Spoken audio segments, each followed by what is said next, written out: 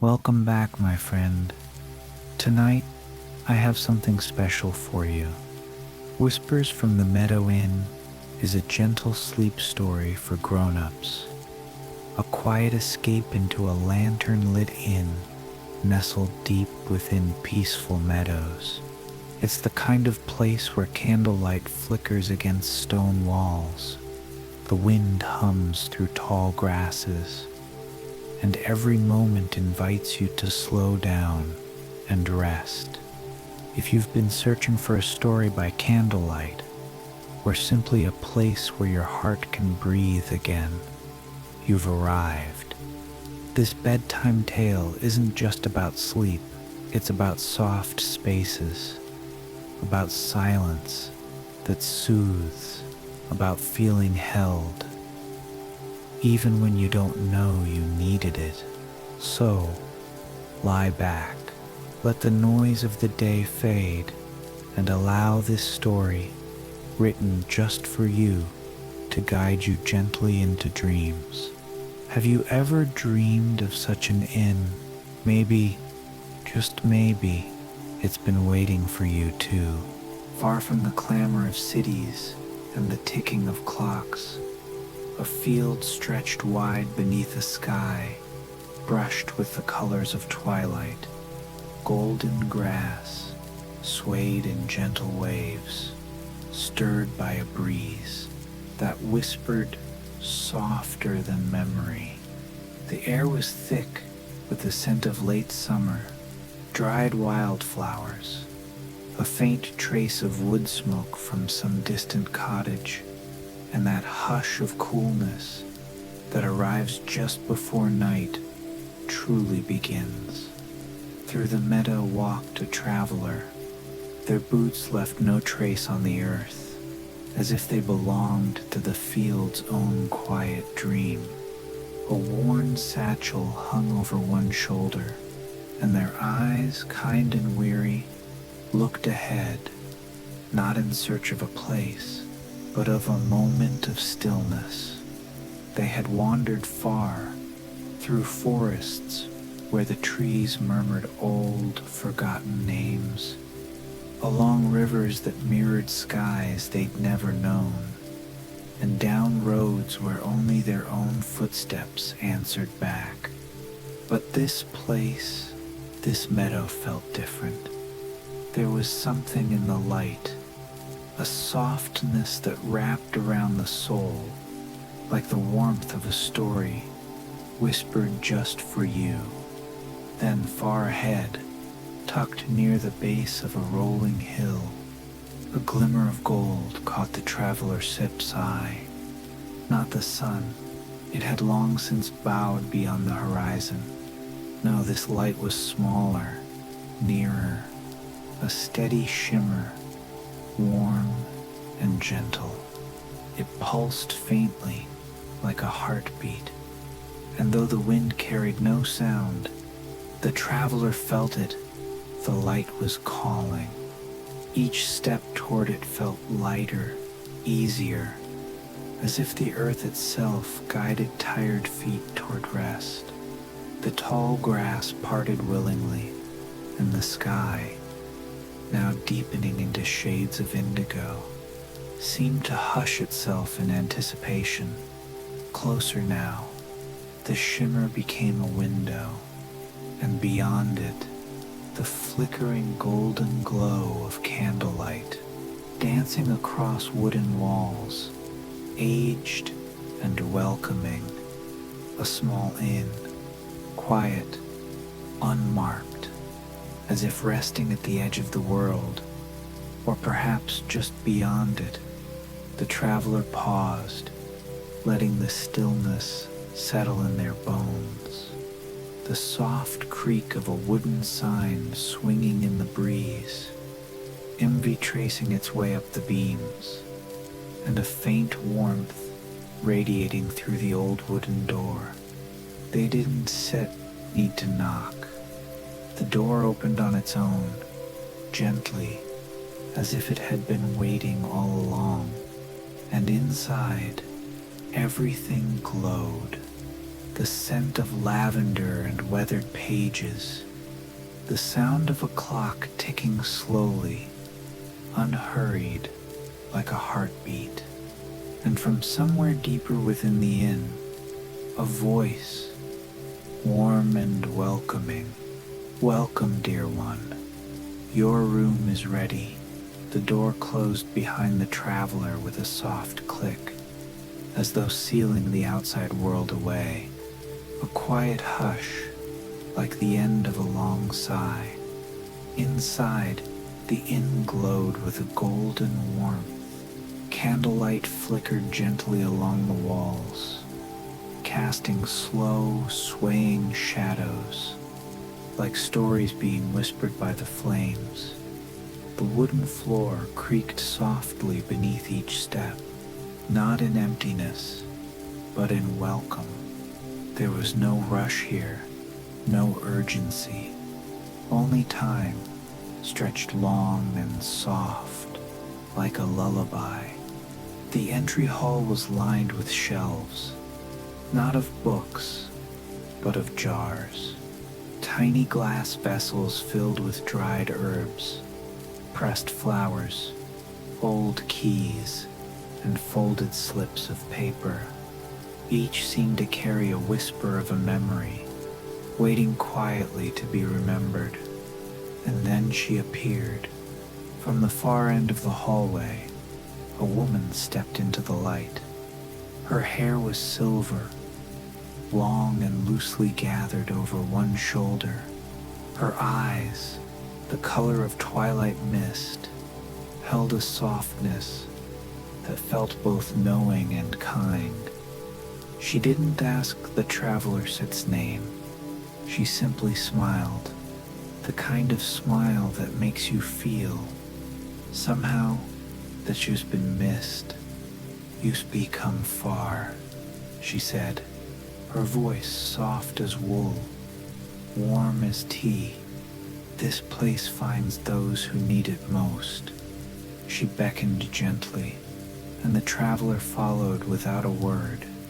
They passed the hearth, where a low fire crackled, casting a soft amber glow over worn armchairs and thick blankets.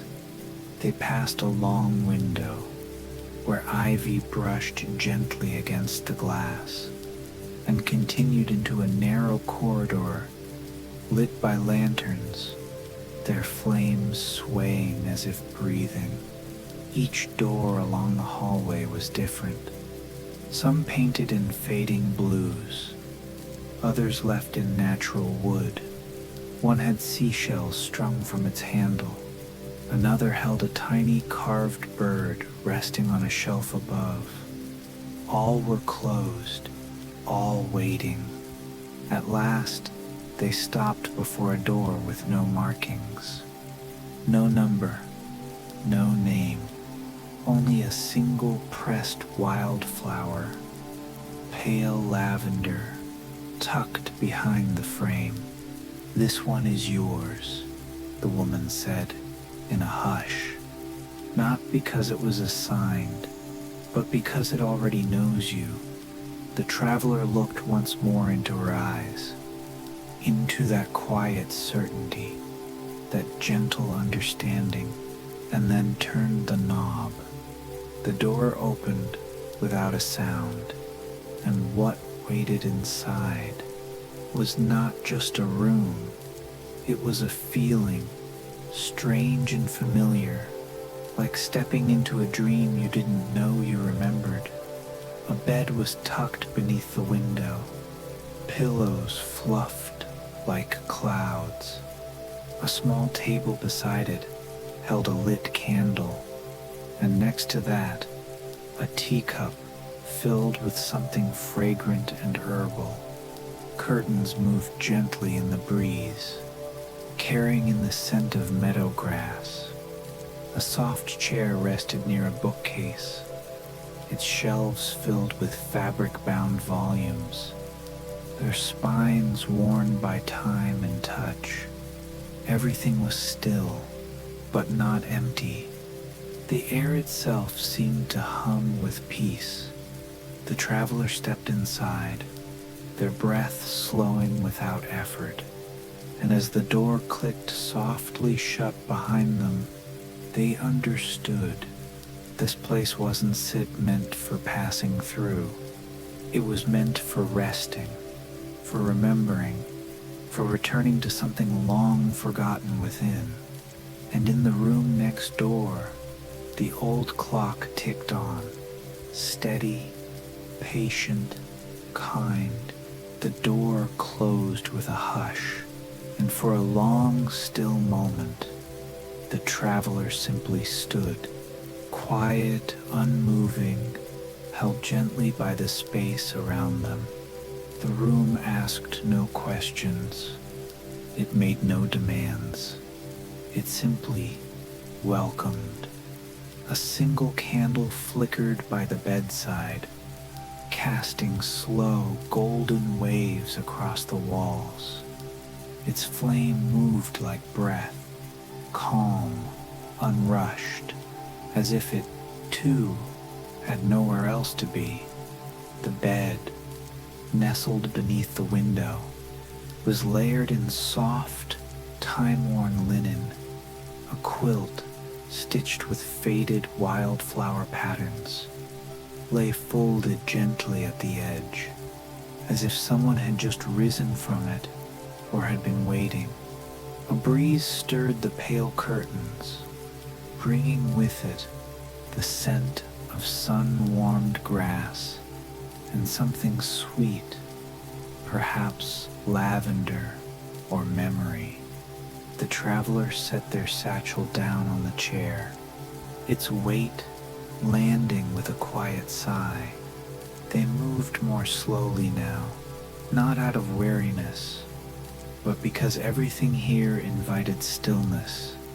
Their fingertips traced along the bookshelf, titles written in languages they once knew, or perhaps only dreamed in. Books with pressed petals tucked between the pages, some marked with ribbons where a story had paused. One volume sat slightly open, as if it had been waiting for them. They opened it. The pages smelled faintly of candle-warmed paper, and in the margins, tiny notes written in a looping, thoughtful hand, reflections, names, quiet questions. The handwriting felt strangely familiar, almost like their own. By the window stood a small basin of still water, with a neatly folded towel beside it.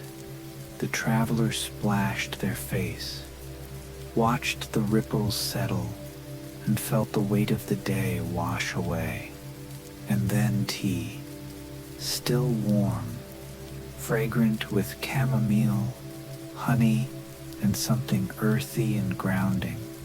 They cupped it gently between their palms, letting the steam rise up to meet their cheeks, inhaling deeply, letting it fill the quiet spaces inside them. When they finally sat at the edge of the bed, the mattress gave way with the softest sigh, as if it too had been waiting for their return. Time stretched thin, slow, golden. The candle glowed steady. The outside world faded into murmurs. And in that hush, the traveler heard something so soft they couldn't be sure it was real. A distant murmur, like a story being told, just beyond the walls. Not loud enough to wake, just enough to soothe. It was the sound of being held, of being understood without speaking, of being exactly where you meant to be, without needing to earn it. This room was not just shelter. It was memory. It was forgiveness. It was rest. And as the traveler pulled the quilt up over their legs, laying back into the softness, they let go of one thought. then another, until all that remained was the warm, steady promise of a night with no fear. Outside, the wind brushed against the windows, like gentle fingers tracing the outline of an old lullaby. The curtains swayed in slow, thoughtful rhythm, so calm it felt like breathing. Night had fully settled now, and beyond the glass, the meadow shimmered faintly beneath the quiet silver hush of stars. Inside the inn, all was still, but not silent. There were sounds here, delicate and deliberate, woven into the quiet like threads into cloth. A distant chime rang, soft, uneven, as though a wind bell hung from an invisible porch, swaying not with wind, but with memory. Closer, a gentle creaking, the sound of old wood stretching into the cool night air. The kind of sound that said, "This place has known many winters, and you are safe within its walls." Then, from the far corner of the room, a melody emerged. A small phonograph, tucked in shadow, began to spin, its needle already resting gently on the vinyl, and what played was not quite music, not quite story, but something in between. It was a voice, old, warm, dusty with time, yet tender with care. It spoke not in clear words, but in murmurs and hums, a language not meant to be understood, but to be felt. Once, it whispered, a child slept beneath a hill where stars bloomed like flowers. The traveler didn't sit to try to listen too closely.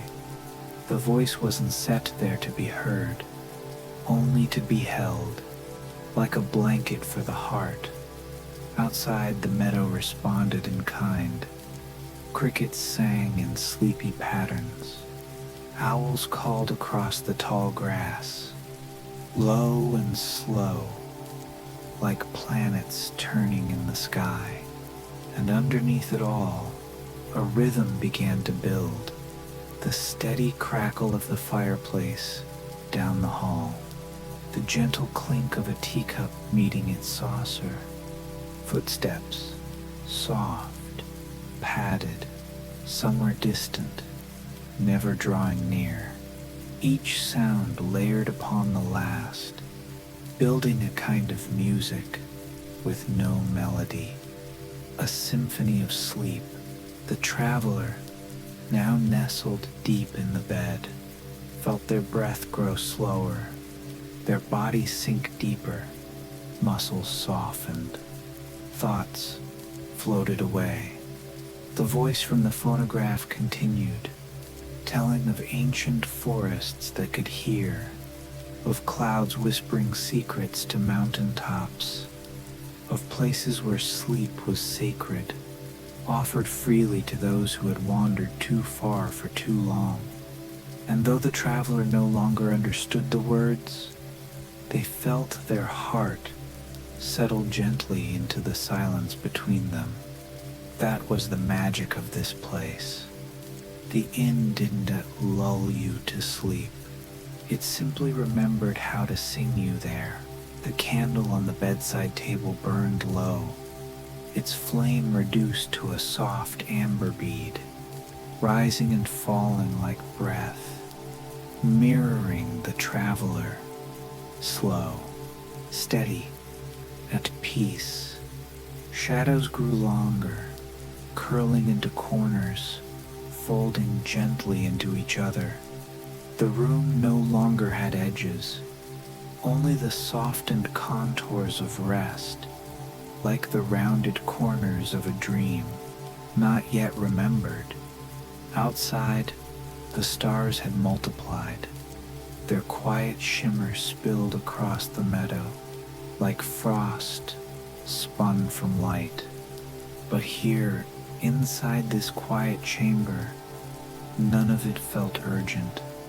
The traveler had sunk deeper into the bed, one arm resting lightly atop the quilt, the other curled close, as if cradling something invisible and tender. Their eyes, now half-lidded, fluttered gently beneath closed lashes, not from thinking, but from drifting, that liminal place where the body remains, but the soul has begun to float. The voice from the phonograph had faded, its story dissolving into silence. No ending was needed, only a quiet tapering off, like mist evaporating in moonlight. A floorboard sighed in the distance. The wind held its breath. Even the inn itself seemed to lean inward, cradling its guest in a hush woven from aged timber, soft firelight, and the kind of silence that holds everything but demands nothing. At last the candle dimmed, its flame dancing once, then curling inward like a final exhale. And yet the room did not darken. It continued to glow, not with light, but with presence, the kind of presence that lingers in rooms where someone is deeply, truly asleep.